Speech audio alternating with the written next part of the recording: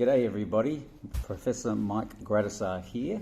Just wanted to provide you with a couple of videos. This is the first video in a two-part series, and today I'm going to talk about the COVID-19 situation and really sort of hypothesize how that can create some insomnia symptoms in the community.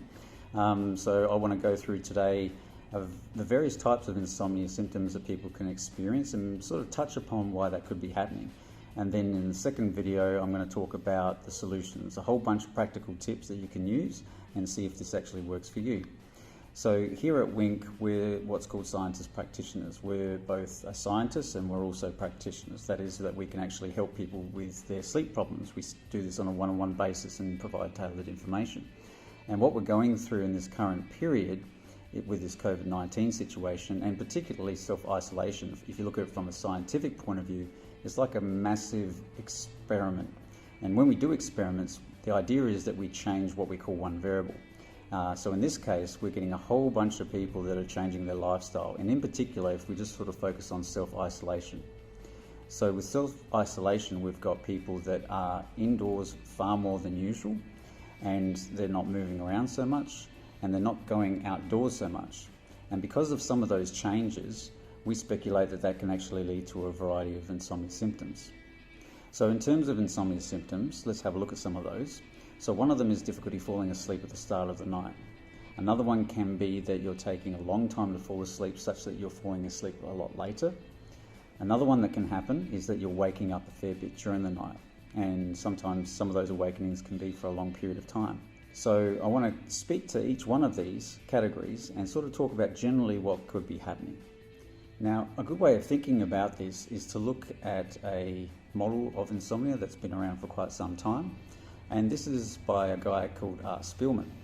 And what he proposed is that there's these different factors that can mean people have insomnia or not. So for starters, you've got what's called predisposing factors. These factors are the factors that people are born with. And for some people, they can be more predisposed to having insomnia than others. And we can't really change that too much. But fortunately, these aren't so big that it means you're definitely going to have insomnia. Now, the next type of factor is called a precipitating factor. It's a fancy word, but basically it means some sort of stressful event. Now, if you stack one of these precipitating factors on top of the predisposing factors, what you'll get is a combination that means you go actually above the line and it triggers insomnia. Now, the fortunate thing is that when these stressful events start to ease off or they start to become solved, then you'll find that the contribution from that precipitating factor starts to ease off, such that the combination of that plus the predisposing factor brings the person below the insomnia line. So the insomnia symptoms start to become less, and you're not necessarily qualifying for insomnia. Unfortunately, there can be an issue when someone is experiencing insomnia that they have these perpetuating factors. So these are types of factors that mean the person is starting to learn ways of coping with their insomnia. They might be they're trying to change their behaviours in certain ways or the way that they think in certain ways. Without knowing it, they're actually making the situation worse, and their insomnia keeps going on, hence why they're called perpetuating factors. So what can happen then is that when you get the easing off of the precipitating factor, when the stress starts to come down, people can actually find that their insomnia continues because of these perpetuating factors. And it's really these perpetuating factors that we try to target in therapy. So as a clinical psychologist, I've been treating sleep disorders for the past 18 years. I've been working with adults, teenagers, children, etc.